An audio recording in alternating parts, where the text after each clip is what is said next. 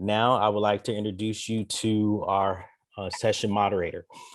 Mr. Kenneth Brown is a native Angelino, having grown up in Jefferson Park. He earned his bachelor's degree in human services, and this spring he just completed his graduate degree in marriage and family and therapy with an emphasis in African American family studies. He uses a clinical eye to make keen observations and create approaches that are culturally competent.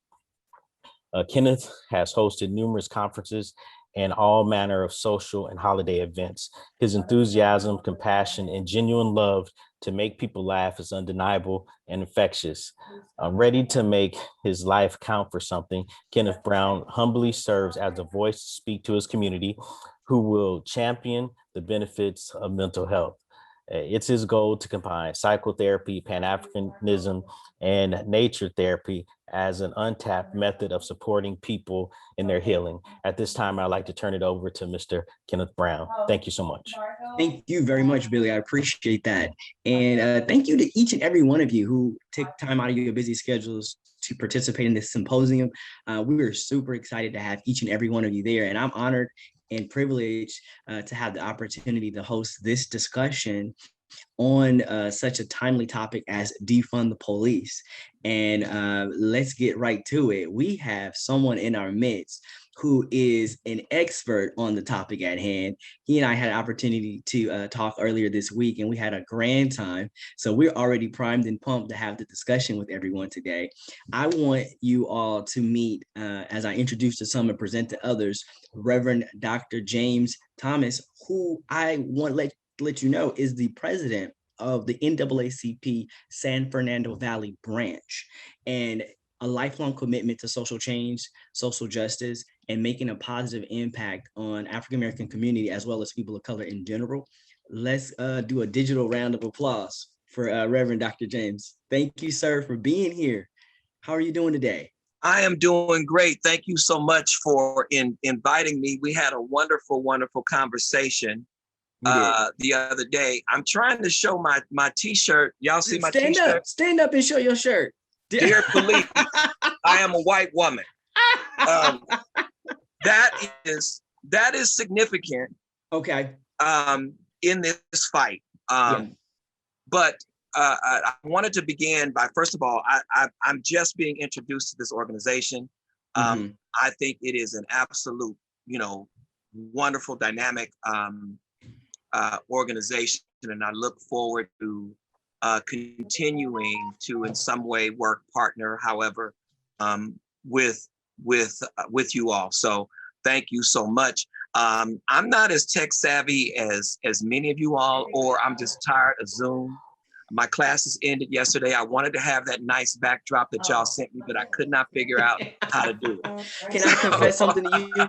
My brother works in IT, so I had him do mine. So I'm not gonna sit here like that. So don't feel bad. Don't feel bad. I said, listen, real quick, just put it up for me. And I'm sorry, I just want to interrupt briefly. Brother Thomas, in order to give you the co-host so that you could share, we have to go back to the main room. Or would you like to send me your document and I could do it for you? Maybe it's quicker to just have you go out and come right back in. Have me go out and come back in? If we go out of the room and then we can make you a co-host, unfortunately, we can't make the change while in the session. I'm sorry, this is Brother Thomas, James Thomas. Yeah. Okay, so they're looking for it. So if you just exit, they'll make you a co-host and then come right back in, please. And I apologize for that. No, I'm exiting the breakout room, or yes, just only the breakout room. If you click the blue button that says leave room, and you don't want to leave meeting, you just want to leave the room, and that'll take you to the main room. And to all the guests in the room, I apologize for this, but we want to make sure you're able to see his presentation. Absolutely. While he's doing that, I'll take the time to kind of set the tone of what we hope to achieve today within this session. Our goal is that you and we can walk away with a better understanding of the true definition of what it means to defund the police. I know that sometimes when we think about just that word, defund the police, it could be a lightning rod for some. and it is very headline grabbing. It's very attention getting. And so Reverend Dr. James is going to take his time to unpack and really demystify for us and separate fact from fiction. So we can really come out. The goal is that we have a better knowledge and a better understanding of the topic, not necessarily to convince you of what you should believe or what you shouldn't believe. But I believe that if we approach every topic, especially when we talk about social issues, with a really educated and informed view, then you have the right to make your own decision as about, deciding what you want to support something or not. So that's our goal. We want everyone to kind of walk away understanding why it's important, and yet coming to your own conclusion with all the facts. So we have a really great person in Reverend Dr. James Thomas, who's going to be able to do that for us today. So that's kind of the tone we want to set. And Billy, I understand we have 45 minutes for the session. Okay. All right. Yes. You can help me keep track of time. Yes. And the Okay, the last 5 minutes we'll work on the survey, but thank you so much. Okay. And so he's on his way back in now. So thank you. No problem.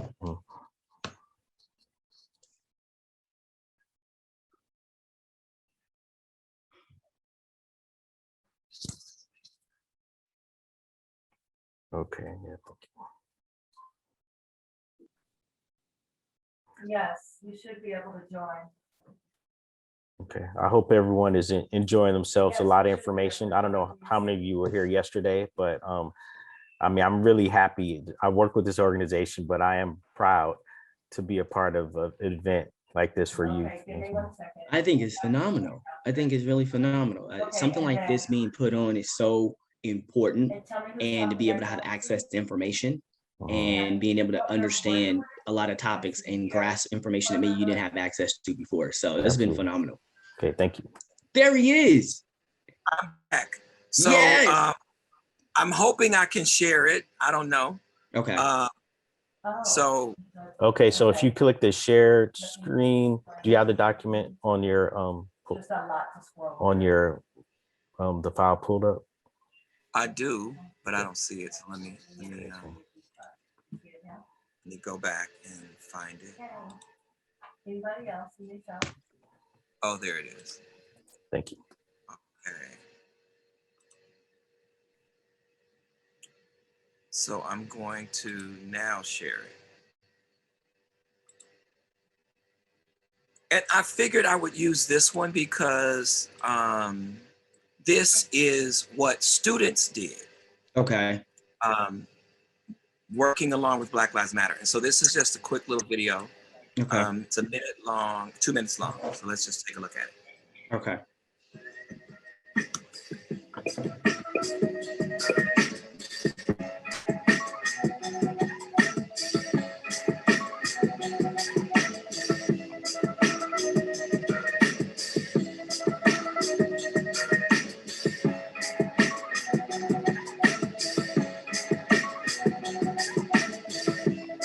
Visions of Martin Luther staring at me.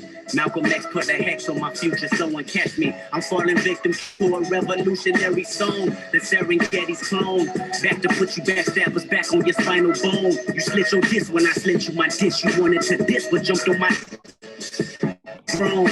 And never should bite their tongue unless you eat that smell like it's a stale plum. I got my finger on the pistol, aiming it at the pig. Charlotte's Web is gonna miss you. My issue isn't televising. You ain't gotta tell the wise how to sound beat because our life's an instrumental. This is physical and mental. I won't sugarcoat it. You'll die from diabetes if these other wrote it. And everything on TV just a figment of imagination. I don't want a plastic nation. Dread that like a Haitian. While you must just waiting, I'll be off the slave ship, building pyramids, writing my own hieroglyphs. Just call it high power. Yeah, nothing less than high power. 5-star dishes, food for thought. I mean, it is. You knew him going stupid, you can't resist his high power. Throw your hands up for high power. Visions of Martin Luther staring at me. If I see it, I ain't seen it. That would make my parents happy. Sorry, mama, I can't turn the other cheek. They want to knock me off the edge like a with a weak arm. And she always told me pray for the weak arm. Them demons got me. I ain't prayed in some weeks. Dear Lord, come save me. The devil's working on. He probably clocking double shifts on all of his jobs. Frightening. So fucking frightening enough to have a man insane. I need a license to kill. Okay, so there is one more Okay. slide that I want to show you. Okay. If I can get to it. Go right No. ahead. Okay, but anyway, okay, there. So I think it's important to just to set some context. Mm-hmm. And for whatever reason, this is not doing what I needed to do. Okay. And so I'm going to just skip that. But what I wanted to show you was a slide of the slave patrol badge, Mm-hmm. and then the sheriff badge and the police badge. They're all the same organization. Okay. Okay. And so it's important that we start off the conversation Mm-hmm. with some truth. Mm-hmm. One, I want to begin to say, and as I said with Mr. Brown, I said, you know, when we say defund the police, Mm-hmm. we really do mean abolish policing. That's what we mean. You know, but for now, because it's difficult for people to wrap their head around Mm-hmm. this reality of abolishing policing, Mhm. we have chosen to say defund the police, Okay. defund and invest in programs for Black youth. That was the school police that I just showed you the video of. They have been effectively kicked off campus. Okay. And so this is happening all over the country. Mhm. Universities have organized to kick the police off their campuses. And so it's important to understand why. Number one, there's a direct relationship between police engagement and arrest. So when police hang around, they're going to arrest somebody. And of course, Black people are being disproportionately arrested. And so when we look at our current understanding of policing, what do we see? The first thing that we see is that 46% of the budget of LA County is spent on policing. Mm-hmm. 56% is spent on everything else. Okay. So police, not only do they get 46% of the budget, but they're constantly asking for more money. They're the only agency, the police and military. Usually when they ask for more money, they get it because they frighten us into thinking that there is a real need for them. And I'm going to prove to you that there is no need for police. Mm-hmm. Mm-hmm. There's a Yale study that looked at the effectiveness of policing. And the conclusion was that they only solve 2% of the crime. Mm-hmm. 2%. Now, if any of us here was only 2% effective, we wouldn't have a job. Mm-hmm. But this becomes the basis of getting more money because they frighten us into thinking that they keep us safe and they don't. This is perfect. Dr. James, can I jump in right here? Oh, Because absolutely. you're already kind of going down the path that we wanted to talk about, which was number one, dispelling, the myths about defunding the police. And I think you already hit a nerve when you said, yes, we're talking about 100%, abolishing the police force, number one, because when you and I spoke, my understanding and definition of defund the police was a reallocation of funds. And you were like, okay, yeah, but we want to go all the way to zero. We were deciding, we said defund and invest, and we want that to happen. Mhm. But that was taking into consideration the sensibilities of liberals. Got it. However, based upon the chief progressive liberal person among us, he being President Barack Obama, Mm-hmm. he chose to refer to defund the police not as an appropriate policy proposal, Mm-hmm. but as what he said, a catchy slogan. Ah, okay. And so when when he categorized what we know to be a appropriate policy proposal, I just personally decided, so let's just go for the jugular. Let's just tell them, let's just say what we really want, Mm-hmm. and that Mm-hmm. is to abolish policing and reimagine something different. Everyone has stolen our language. Mm-hmm. Reform, and in terms of abolishing the police, and I think I said this, we did not seek to reform the institution of enslavement. Mm-hmm. We abolished it with Mm-hmm. less power than we have today. And so this policing structure and system is a throwback. And so why we continue to prop it up, I don't understand it. If police kept us safe, they occupy every one of our communities. Wherever we live, wherever poor people are, the police occupy those spaces. If they keep us safe, why is there so much crime in those areas? Why does there seem to be more crime in the areas where Black people and poor people live than in areas where rich people live? Now, we have a very knee-jerk response that we're comfortable with giving, and that is, well, Black pathology. Black people are violent. And at the end of the day, of resiliency, that needs to be duplicated.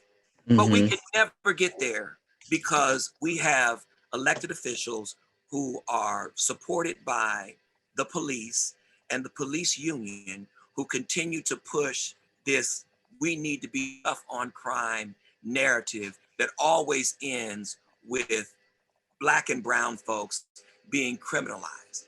And so Mm-hmm. that is what we talk about abolishing police, abolishing prisons. We are an abolitionist movement, Okay. and so we want to rid ourselves of those things that oppressed us.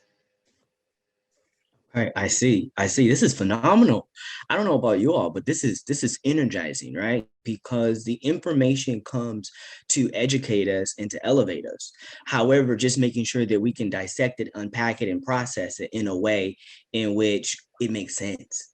Right. And so when you start laying out the receipts, I want to snap for a minute, like, okay, we're in a poetry lounge because I'm like, okay, brother, let me get my fingers out. And I want to invite everybody to snap or clap whenever you hear something. This is a call and response. We're in a cultural collective. This is a safe space. And so understand that Reverend is very used to the call and response, which is apparent in the African-American church experience. So please feel free to snap up.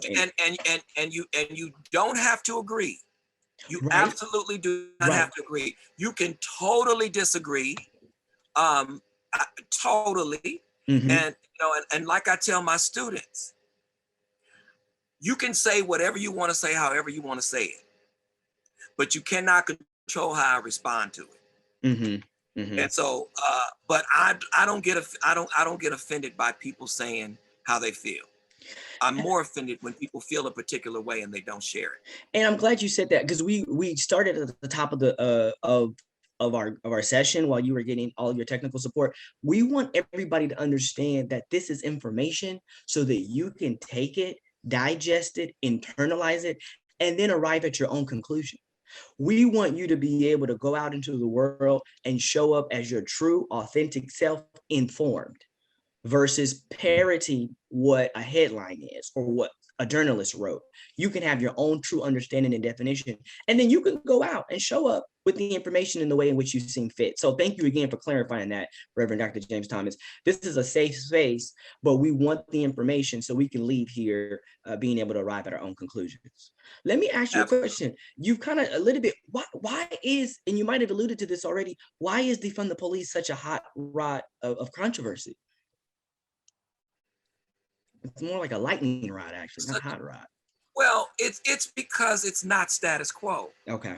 It's the same kind of controversy that the Black Power movement was at that particular time. Okay. I mean, and we got to be very clear. You know, there are Black folks that benefit from this system. Mm-hmm. You know, and so if you're comfortable and you're benefiting, then you don't want to hear anything that's going to disrupt the system. Okay. You know, there are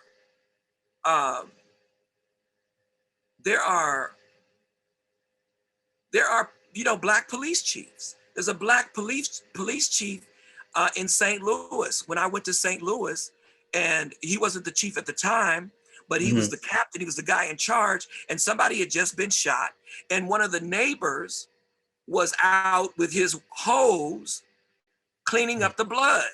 And I said, "What are you doing?" He said, "Oh, I'm trying to get this blood up before the kids get out of school. I don't want them to see this."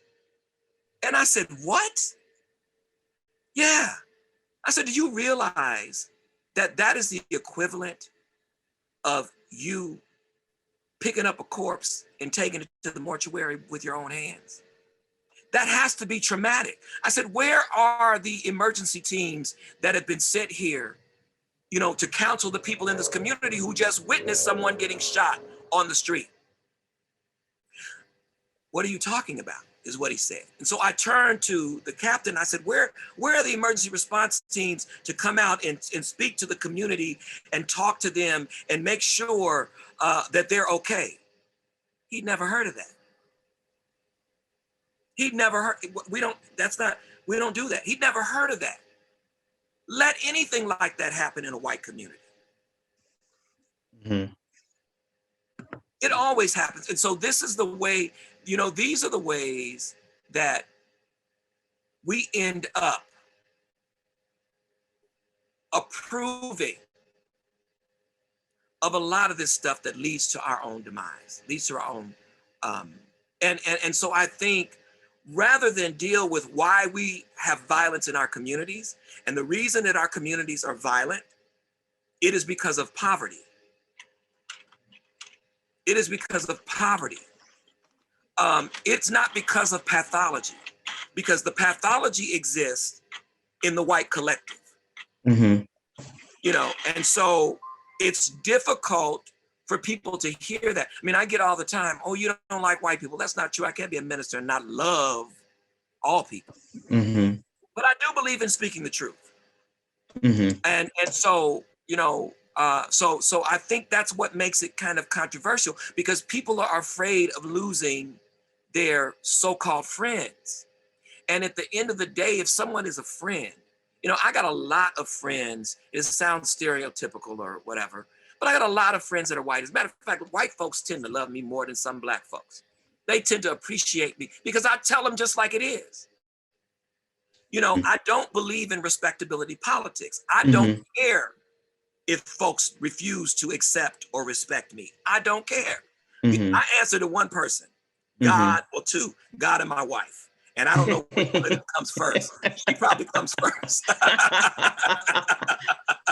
Okay. I love it. I love it. Reverend Dr. James, let me ask you a question. What's on the other side of defunding the police? Having an understanding of what, if the funding is not there, explain to me what the society looks like without a police presence and what programs are in place. I'm so glad that you asked that question. In terms of programs being in place, do you know that Upward Bound isn't fully funded? You know how many people got college degrees because of Upward Bound? OP is not fully funded. You know how many, you know, I mean, those are just two examples because. And for those of you who don't know, EOP stands for Educational Opportunity Program, and they're located on both junior college campuses as well as universities, and they offer a plethora of resources for students who are on those campuses. And they're for first generation college students, and they're for college students who don't quite meet the university's admissions requirements, and they give them all kind of support, tutors, they give them, you know, financial aid. I mean, they help them. And so So that's just an example. But I want to answer your broader question. Your Mhm. broader question is the beloved community. Okay. That's the reality, and I want to do like a 2-second experiment with you all. And I'm going to ask all of you to close your eyes. It's just a 2-second experiment. Close your eyes.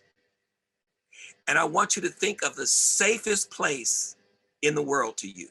Where do you feel the most safe? And then I want you to tell me who's present with you in that safe space. Got it? Safest space and who's there. Okay, you can open your eyes now. Okay. Who wants to share? Anybody want to share real quick? If not, I'll share. I okay. would say my home and my family. Okay. Anybody else? That's exactly what I said, by the way. My home and who's there is my family. I used to say, And so then why do we consider none of you all said police? There wasn't a cop hanging out in your, somebody said their bed. The cop wasn't hovering over your bed, hoping that you could sleep safely. Now that's just an example of how ridiculous this notion is. I was teasing I'm in a fraternity, and I was and I was teasing with them today. We had a call today, and I said, well, I know Vernon is packing. And if I lived next door to Vernon, I wouldn't have a problem. I wouldn't need to call the police because he's going to get there. If something goes down at my house, Vernon's going to get there and he's going to stop it. Mhm. The police going to come after it's already been done. And they're going to take a report. And then 98% of the time, they ain't going to never find the person who did what they did. So this notion of the police keeping us safe, no, what the police does, it drives a wedge between communities. We'll call the police on our neighbors before we'll go and talk to our neighbors. Mhm. And so the end goal is beloved community, a Mhm. community where we love each other, where we support each other. I would even go even further. My prayer is, I want every Black person on the planet to make about $150,000 a year. That's what I want. Mhm. I don't think we'd have gang banging. I don't think we have many of the problems that exist today in our communities, because there was a time when we did earn enough in our communities to buy a house, to send our kids to college. And they were beautiful places. Black Beverly Hills. Mhm. They rivaled any white community. But they have strategically and systematically destroyed that. And so unless we start talking about the structures that create poverty, unlike the sheriff who believes that the uptick of 118% of crime in South LA is due to the fact that we have a new DA. The most ridiculous thing in the world. I had to remind him, yes, I'm a pastor, but I got a few other skills too. And don't ever try to spew data at someone who is a social scientist. Don't do that. The reality is that Julian Wilson says this in his book, When Work Disappears. He said that when work disappears, there is a pathology that sets in with Black men. And the reality is that we have had COVID-based unemployment since before COVID. We've had it for the last 50 years. And so when you take from a community the amount of money that's taken from us that we're not even aware of, from 2015 is left. Okay, from 2000 to 2020, just 20 years, because of discrimination and racism, the GDP has lost, just against Black people, Mhm. $16 trillion. And these are the areas that they discriminate against us in: housing, Mhm. business loans, Mhm. which has equated to more than 6.1 million jobs, income inequity, and Mhm. higher education. Mhm. And now all of those are connected to whether or not you have a criminal record. If you get caught and you have a drug violation, marijuana, whatever it is, Mm-hmm. you can't get financial aid. If you are a convicted felon, you can't get affordable housing. You can't, now they don't, not only do they run your background, they run your credit. Mm-hmm. So the point is that what are we left to do? Mm-hmm. What are we left to do? And the reality is this, and people get very upset when I say this because they don't want to hear it. And they Mm-hmm. want to say I'm promoting a particular lifestyle. I'm not promoting anything. But we need to be honest about where we are economically as a people and what this system continues to do to us. At the end of the day, for many of our brothers and sisters out there in our communities, there are two ways that can make you profitable. And neither one of them should be legal. And that's the reality. Mm-hmm. You know, and until we deal with that and stop demonizing each other for doing what it takes to survive. Mm-hmm. This is good stuff. This is good stuff. Reverend Dr. James Thomas, you're talking about literally changing a system. You're talking about changing and deregulating something that has already been in place since the beginning. And so my question to you is, are there any psychological effects to not defunding the police? What happens? The symbolic hell that we're living in now. Okay. You know, and to be honest, this and I've said this and I mean this, you know, Congresswoman Lee says that reparations that we're owed, each of us are owed $151 million. Mm-hmm. Each of us. Now I said 150,000 a year, but each one of us $150 million, $51 million.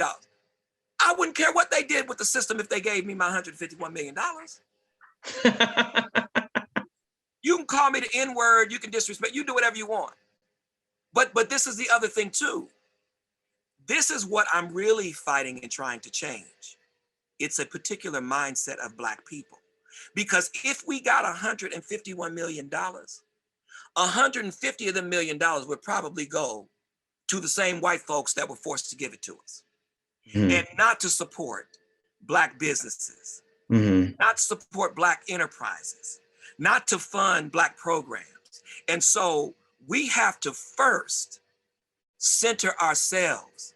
And I'm very clear on this. Mm-hmm. If all Black people got on the same page as it relates to reparations, as it relates to defunding the police, it doesn't matter what it is, we would get it. We would get it. But what happens all the time is that they create what is called the middle class. Jeremiah Wright talks about the disavowal of the middle class. Mm-hmm. Because he says middle class folks, all they're gonna do is go to work. They're too concerned about maintaining their job than they are fighting for the people. And so all of these mechanisms, systematic mechanisms, have been put in place, but none of them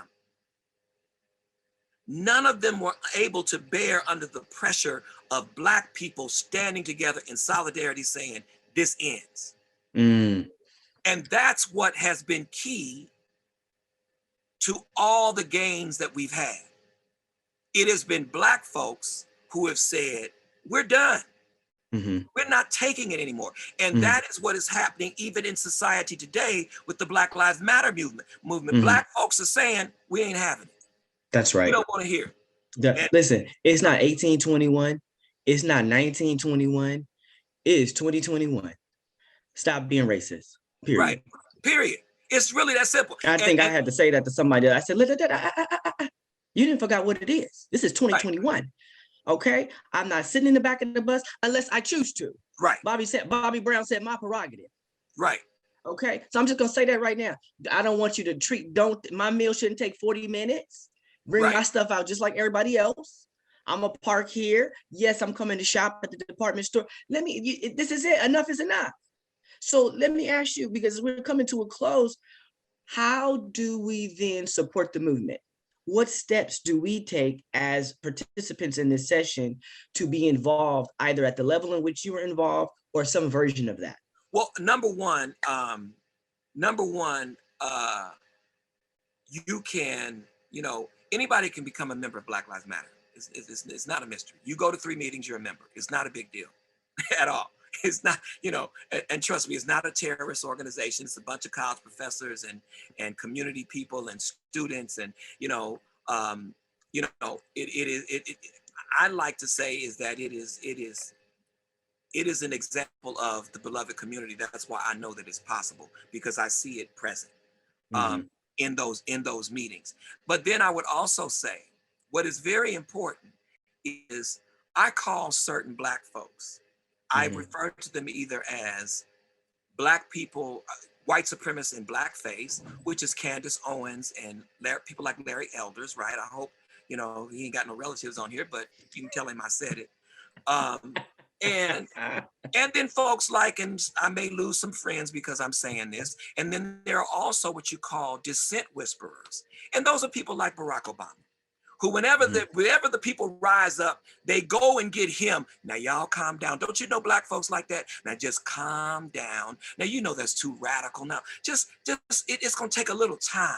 And it was Martin Luther King that says, justice delayed is no justice at all. And so for too long, we have allowed people to delay our justice. And so I have nothing against any of those people that I name, but I'm gonna call it like I see it.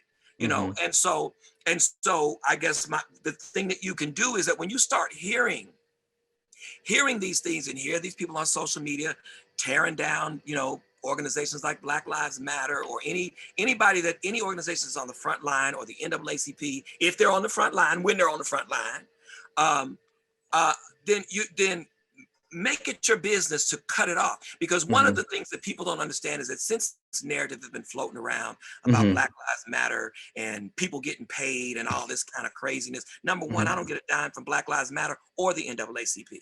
So I don't know where that comes from, but the point is that misinformation campaign.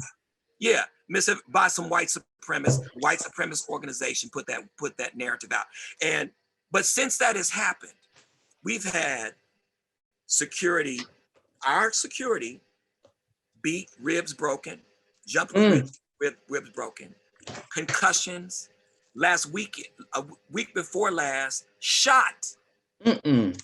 And so none of this, I've been doing this for 4 years. This is my 4th or 5th year. I don't even know how long. We've never had anything like this. People showing up, Black folks showing up, wanting to jump people. I'm like, what is wrong? Because of what somebody wrote in a newspaper article that is absolutely not true. And so I would say, people don't realize that it's not just social media. There are crazy people out there who take what is said and act on it. Absolutely. And so I would just say that, but then also too, get involved. Make people center Black folks.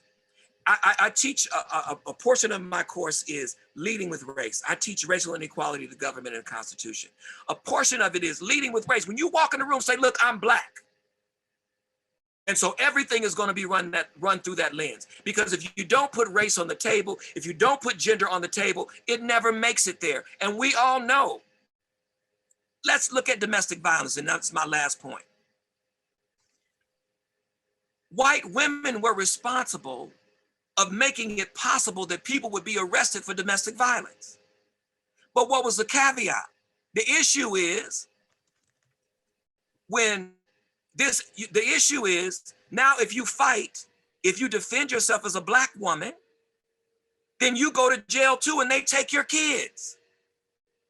But they don't do that in white communities. So even though it was a great thing that now people are arrested for domestic violence, in my day, you just rode the husband around the corner until he cooled off, and then you brought him back and he beat his wife or girlfriend worse than he did the first time. That's how it used to be. And so they started saying, okay, we're gonna arrest everybody. So you put your hands on somebody, you're gonna be arrested. And so the thought was that it would just be men, but these women were fighting back, so it was both. And so now we have a situation where we have a lot of Black women who are afraid to fight back, or when they fight back, their kids are taken from them. And that is something that happens in the Black community primarily. Let me jump in right here. First of all, thank you so much we are out of time. I couldn't even imagine what this would look like with the whole day. But again, everyone, thank you, thank you, thank you. Reverend Dr. James Thomas, everybody.